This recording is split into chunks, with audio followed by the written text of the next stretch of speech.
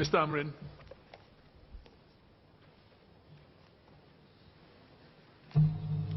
Thank you, Mr. Deputy Speaker. I will now address the following questions raised by members. The first, the mandatory minimum sentence for drug consumption. Second, hair analysis.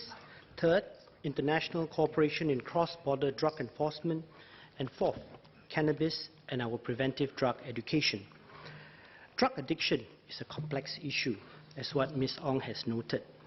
It is a confluence of biological, psychological, and social factors, and we adopt a multi-pronged approach to tackling drug addiction. Robust laws, a fair criminal justice system, evidence-based rehabilitation framework, community and family support all play important parts. Mr. Pritam asked about how many DRC inmates are first-timers. Based on the end 2017 DRC inmate population, around 55% or 750 are first-timers. Mr. Singh has also asked for family and income profile of DRC inmates. We do not have the information currently, and may I invite the member to file a separate PQ on this. The key challenge is to ensure that our people do not even start on drugs and get entangled in this complex issue. Mr. Murali, Mr. Louis Ng, and Ms. Ong has asked about what was the policy consideration to impose the mandatory minimum sentence for drug consumption. The primary intent of the mandatory minimum sentence is to reflect the strong deterrence stance against drugs. This is a deliberate policy decision by the government. The courts still retain discretion in the following ways. Sentencing above the prescribed 1 year, that is, the court can impose a sentence from between 1 to a maximum of 10 years. And when a person is also charged with other criminal charges, the court retains the discretion to order the drug consumption sentence to run concurrently or consecutively with that of the other charges. The mandatory minimum sentence has to be seen against the larger context of the rehabilitative framework for drug abusers.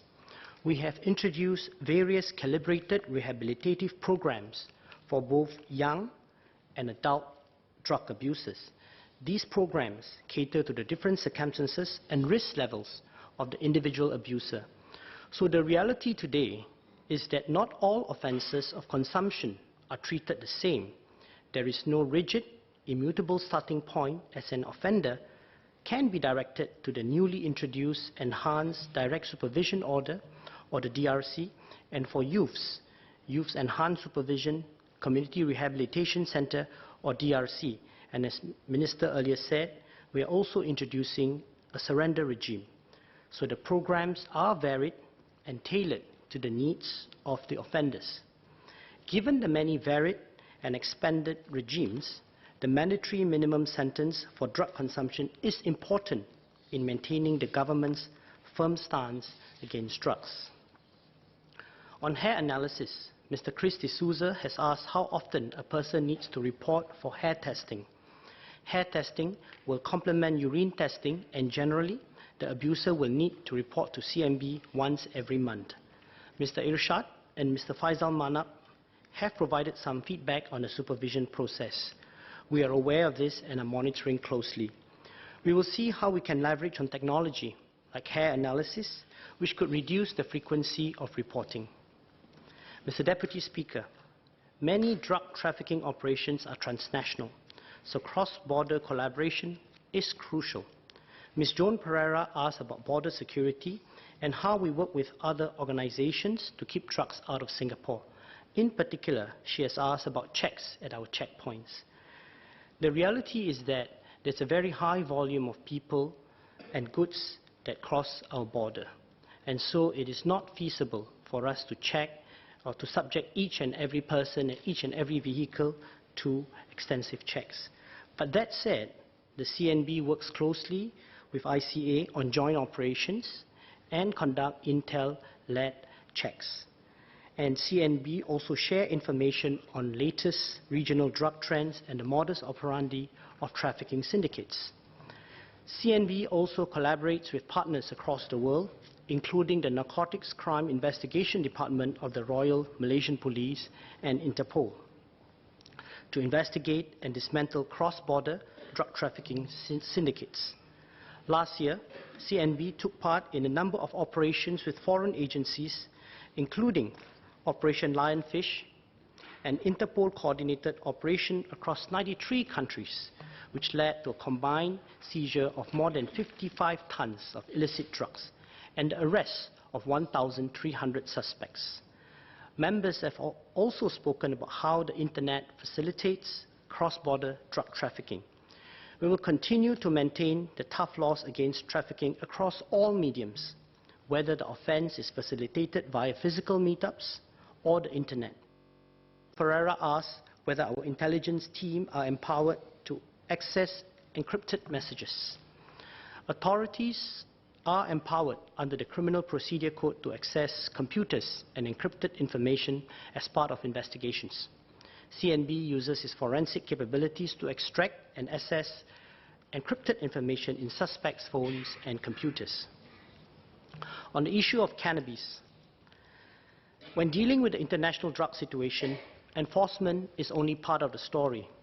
The battle for the hearts and minds is equally tough, and thus we have been stepping up on our preventive drug education. As Mr. Chris D'Souza and Ms. Irene Quay observed, other countries have softened their approach towards cannabis. This is accompanied by misleading media messages, and our children can be misled into thinking that cannabis is harmless. CNB works closely with institutes of higher learning to conduct regular pre-trip briefings for students who are going abroad. This is to remind them of the harms of drugs, and also that Singaporeans and permanent residents who consume illicit drugs overseas can be dealt with as if they consume drugs, as if they had consumed them in Singapore. We make sure we provide such timely reminders, but it actually starts much earlier. In December last year, I launched a storybook with an anti-drug message for lower primary school children. The books are available at public libraries and primary schools. CNB works closely with MOE to provide PDE throughout primary, secondary and tertiary education. As engineer Dr. Lee Biwa observed, fundamentally, our children need perceptiveness and resilience against drug misinformation. We also know how important peer influence is, and so CNB has set up anti-drug abuse advocacy network comprising more than 500 youth leaders, educators and influencers and other members of the community who use their voices to help encourage others to lead drug-free lives. As Mr. Irshad mentioned, NS is another important touch point. Besides educating servicemen in both Home Team and SAF through mandatory talks, commanders are also equipped with preventive drug education toolkits that they can use to educate servicemen on drug abuse. We encourage good ground efforts. The National Council Against Drug Abuse has a drug-free SG fund that organizations can tap on for funding support for the anti-drug initiatives, including awareness campaign and ad hoc activities. By continuously engaging youth at various stages of their development, we want them to internalize the facts about the harms of drugs so that they will be smart and resist bad influence and reject misinformation. We will also continue to study others' best practices to see what we can improve. For example, the Icelandic model, which promotes dialogue between those in research, policy and practice. The National Committee on Prevention, Rehabilitation and Recidivism, set up in April 2018, is one such avenue to bring together policymakers, practitioners and researchers to co-create solutions to prevent offending, re-offending and enhance rehabilitation. With the inclusion of cannabis in many medicinal products sold overseas like cigarettes and oils, Ms. Quay also asked about how we can ensure the general public are well informed of risks when they travel overseas. CNB issues public advisories to remind the public of this risk and not to bring in cannabis products. We will continue to do so via traditional and social media platforms. CNB also monitors the importation and sale of cannabis products in Singapore and will take tough actions against those who engage in these activities. Ms. Quay also asked how we handle travellers who are legitimately prescribed with scheduled drugs if they intend to enter Singapore. Travellers visiting Singapore are allowed to bring in or import their prescribed medications, but depending on the specific type, an approval to import is required before the person arrives in Singapore. Detailed information and application procedures can be found on HSA's website. Specific to travellers who request to bring in cannabinoid medications, these applications are considered on a case-by-case basis, and they must be pharmaceutical cannabinoid which are prescribed by qualified medical practitioners. As Mr. Pritam Singh has said, it is important that the general population and even foreigners are aware of our laws, including new ones, and we will continue to expand our outreach efforts. On new psychoactive substance, or NPS, this is another global challenge with the rapid emergence of NPS, and this is what Mr. Chris D'Souza has spoke about. Syndicates and rogue chemists quickly churn modified products, marketing them as a safe and legal high, profiting of others' misery. MHA has been proactive in listing NPS as controlled drugs under the MDA. CNB is also working closely with partner agencies such as HSA to expand the range of NPS that can be tested and shorten the time taken to develop these testing capabilities. This has led to a significant increase in NPS abusers and traffickers arrested in 2018, and we are monitoring the situation very closely. Mr. Deputy Speaker, I will now address the other issues members have raised. Mr. Chris D'Souza and Ms. Ong asked about the medical observation period of up to 7 days. Such medical observation is for the purpose of determining whether a person has consumed drugs and is meant to provide legal clarity for existing practices. This period is for doctors to observe the person, like his withdrawal symptoms, as how fast this appears is dependent on the type of drug and how heavily addicted the suspected abuser is and when he last consumed the drugs. Ms. Quay also asked if there are plans to consider dispensing separation for controlled drugs and other drugs like hypnotics and codeine-containing preparations. MOH currently manages the risk of errant prescription by practitioners through legislative controls, guidelines in supply, prescription and dispensing of drugs.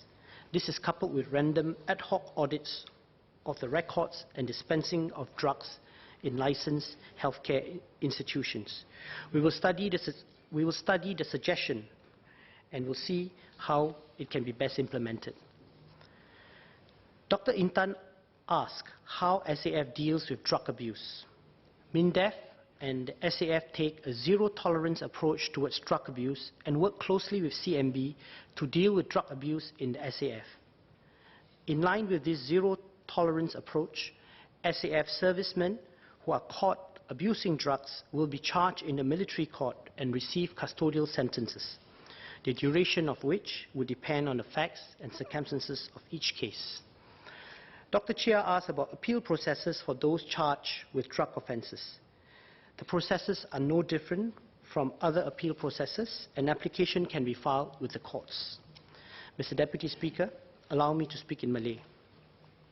Ini adalah pindaan penting yang akan membantu meningkatkan strategi menyeluruh menentang dadah. Kami merasa besar hati atas sokongan daripada anggota parlimen mengenai pendirian tegas kami terhadap dadah. Saya ingin menggariskan 3 perkara. Pertama, pendekatan yang lebih tersusun terhadap pesalah. Mereka yang hanya mengambil dadah dan mengaku mengguna dadah boleh diletakkan di bawah rejim pemulihan. Mereka akan menjalani pemulihan intensif di Pusat Pemulihan Dadah atau DRC dan tempoh pengawasan yang lebih lama sehingga 5 tahun. Tindakan ini akan membolehkan mereka diawasi, tetapi juga memberi mereka peluang untuk mempunyai pekerjaan yang stabil dan memperbaiki hubungan dengan keluarga dan masyarakat. Kedua, kami akan menyasarkan kegiatan pencemaran untuk mencegah tingkah laku yang boleh menyebarkan penyalahgunaan dadah dan membahayakan orang lain. Sebagai contoh, adalah satu kesalahan mengajar orang lain tentang cara melakukan kegiatan dadah seperti penggunaan dadah, membuat dadah, mengedar dadah dengan mengetahui orang itu berhasrat menjalankan kegiatan tersebut. Ketiga, kami akan menggandakan usaha untuk melindungi anak-anak kita. Ia akan menjadi satu kesalahan bagi orang dewasa yang mempunyai dadah secara sengaja atau secara tidak sengaja membiarkan dadah dalam jangkauan kanak-kanak. Ia juga akan menjadi satu kesalahan bagi orang dewasa membenarkan orang muda di bawah usia 21 tahun mengambil dadah yang dimiliki orang dewasa itu. Kami akan mewajibkan ibu bapa dan waris belia yang menyalahgunakan dadah supaya menghadiri kaunseling. Saya setuju dengan saranan yang diketengahkan oleh Dr. Intan, Puan Rahayu dan Encik Faizal Manap tentang bahayanya dadah. Penyalahgunaan dadah akan membinasakan keluarga dan meninggalkan kesan yang dalam kepada anak-anak kita dan keluarga kita. Tindakan keras dan sesuai harus diambil. Bersama-sama dengan rakan masyarakat, kami akan terus berusaha membebaskan Singapura daripada najis dadah. Thank you very much.